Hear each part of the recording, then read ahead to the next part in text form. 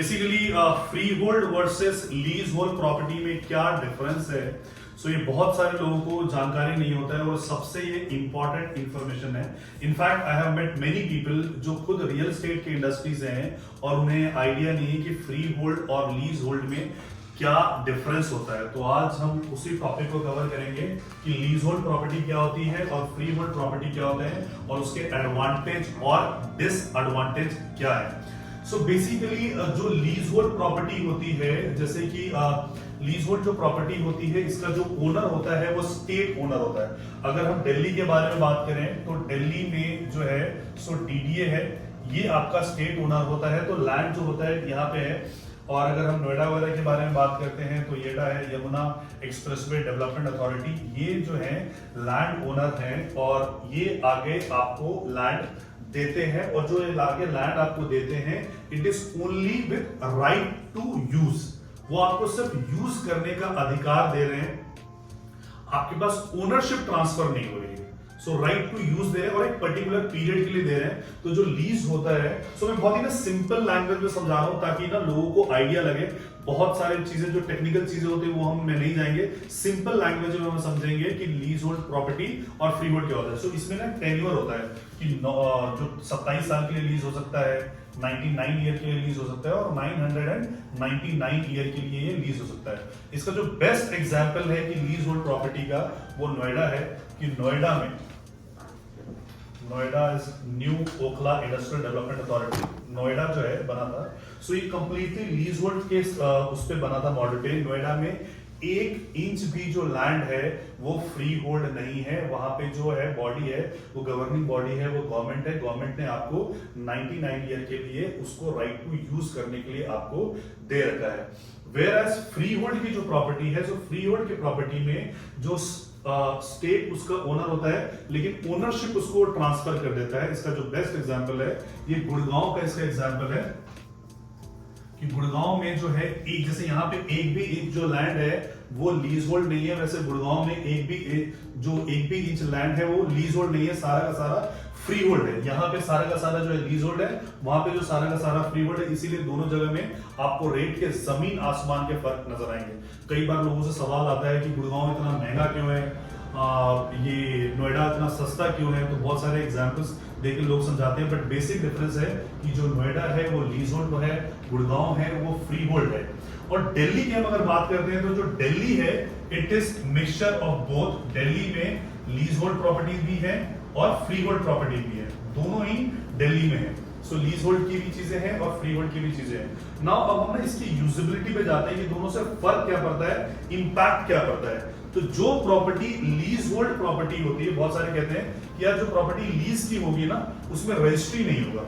Lease hold की property में भी रजिस्ट्री होती है लेकिन वो परपेचुअल लीज रजिस्टर्ड होता है। वेयर एज फ्री होल्ड में एटीएस होता है, एटीएस एग्रीमेंट टू सेल होता है, वो यहाँ पे रजिस्टर्ड होता है। और यहाँ पे जो होता है परपेचुअल लीज होता है, वो यहाँ पे रजिस्टर्ड होता है। और जब फ्री होल्ड की आपकी प्रॉपर्टी है तो it is transferred from generation to generation, इस जनरेशन से अगले जनरेशन पे जाएगा। वेयर एज जब लीज होल्ड की प्रॉपर्टी होती है वो ट्रांसफरेबल नहीं होती है। 99 इयर्स के बाद गवर्नमेंट उसको ले भी सकती है या आपको उस समय के रिन्यूअल फीस देके उसको रिन्यू कराना पड़ता है। कई जगह पे रिन्यू होता है, कई जगह पे रिन्यू नहीं होता है। इसका बेस्ट एग्जांपल है कि अभी नोवेल्टी सिनेमा पुरानी दिल्ली में उसका 99 ईयर का लीज समाप्त हुआ तो नोवेल्टी सिनेमा का लीज रिन्यू नहीं हुआ। गवर्नमेंट ने उसको गैलेक्सी डेवलपर को दे दिया, अब वहां पे नोवेल्टी मॉल करके बन के आ रहा है।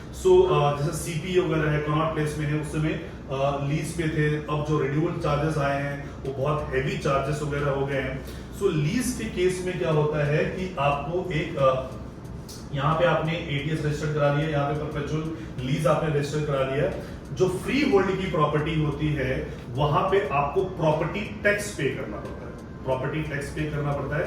वेयर एज लीज होल्ड की चीज में आपको लीज रेंट पे करना होता है, लीज रेंट आप पे करते हो और यहाँ पे आप प्रॉपर्टी टैक्स पे करते हो। दोनों में ये अंतर है। अब हम आते हैं कि प्रॉपर्टी वाइज कि फ्री होल्ड के प्रॉपर्टी का एडवांटेज क्या है। तो फ्री होल्ड के प्रॉपर्टी का जो पहला एडवांटेज है कि फ्री होल्ड के प्रॉपर्टी में आपका लोन हो सकता है, इजीली आप यहाँ पे लोन अवेल कर सकते हो। लीज होल्ड के प्रॉपर्टी में लोन जो है वो अवेलेबल नहीं होता है।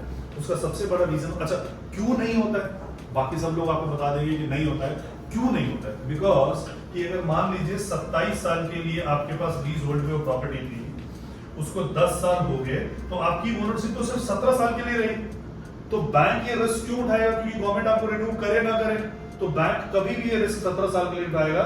इसीलिए लीज होल्ड के प्रॉपर्टी पे लोन नहीं होता है, यहां के प्रॉपर्टी पे लोन होता है।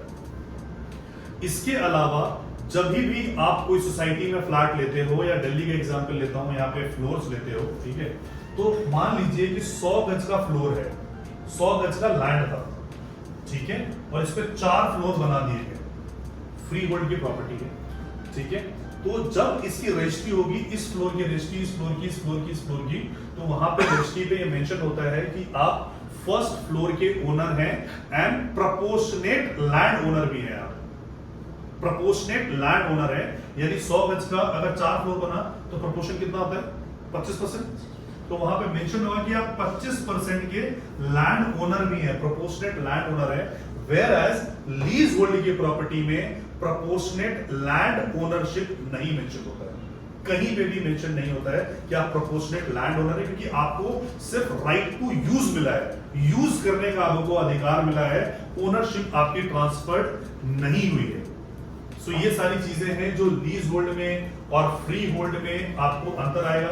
जैसे जैसे लीज का टाइम कम होता चला जाएगा, जैसे 27 साल की लीज थी, ठीक है, 20 साल हो गया, लीज का पीरियड जैसे जैसे कम होता चला जाएगा, वैसे वैसे प्रॉपर्टी की वैल्यू डी वैल्यू होती है यहाँ पे, और यहाँ पे जितना टाइम होगा तो मार्केट वैल्यू के हिसाब से आपकी जो प्रॉपर्टी की वैल्यू है वो आपका बढ़ता चला जाता है। टोटली ये था लीज होल्ड प्रॉपर्टी और फ्री होल्ड प्रॉपर्टी में डिफरेंसेस। सो अगर आपको इसमें से कोई क्वेरी है, अब हम Q&A पे जाते हैं कि क्वेश्चन एंड आंसर से आपको थोड़ा सा और क्लैरिटी मिलेगा कि अगर कोई डाउट है इसमें तो।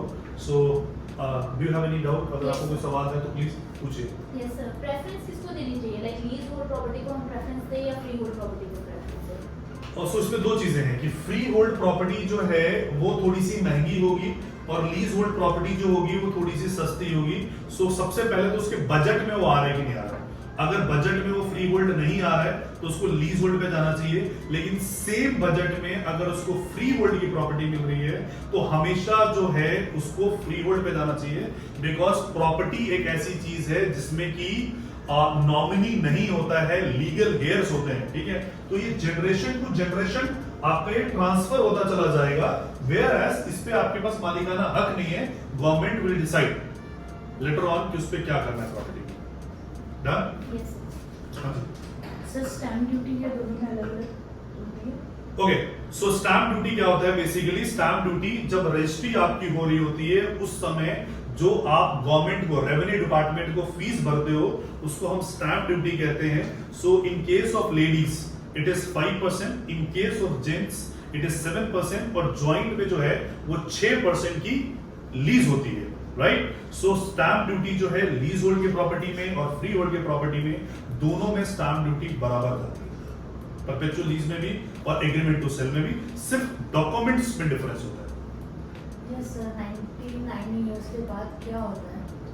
99 ईयर के बाद क्या होता है कि 99 ईयर के बाद जिस भी गवर्नमेंट ने उसको आपको दिया होगा वो डिसाइडिंग अथॉरिटी होती है कि इसको रिन्यू करना है कि नहीं करना है। अगर रिन्यू नहीं करना है तो वो प्रॉपर्टी आपको सरेंडर करना पड़ेगा, और अगर वो कहती है प्रॉपर्टी रिन्यूअल हो सकती है तो उस समय का जो ट्रांसफर फीस है या रिन्यूअल फीस है वो आपको देना पड़ेगा। वो कितना भी गवर्नमेंट की मनमानी हो सकती है, वो कितना भी आपसे चार्ज कर सकती है। और जो डॉक्यूमेंट्स हैं दोनों केसेस में अलग होते हैं या सेम रहते हैं? अब दोनों केसेस में जो डॉक्यूमेंट्स हैं वो बिल्कुल ही डिफरेंट होते हैं। वो डॉक्यूमेंटेशन का मैं आपको बता देता हूं। जैसे मैंने आपको बताया कि यहाँ पे जो है वो एटीएस होता है, एग्रीमेंट टू सेल होता है, यहाँ पे जो होता है वो परपेचुअल लीज होता है, आपका रजिस्टर्ड होता है। इसके अलावा एक एडिशनल डॉक्यूमेंट आपको मिलता है फ्री होल्ड के केस में, जिसको कि हम बोलते हैं कन्वेंस डीड। सो कन्वेंस डीड अगर आपके पास है, यानी कि वो प्रॉपर्टी जो है वो आपकी फ्री होल्ड है। लीज होल्ड के केस में आपको वो कन्वेंस डीड नहीं होता।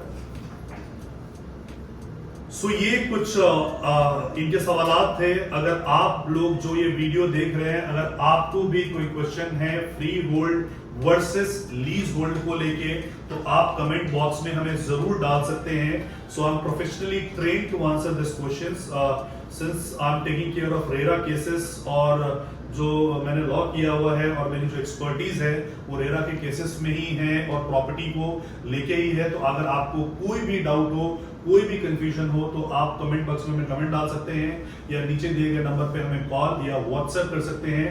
हम आपको इंस्टेंटली उसका रिप्लाई देंगे and we do not charge anything. हमारे कोई भी चार्ज नहीं है, it is absolutely free of cost. So thank you so much for watching this video.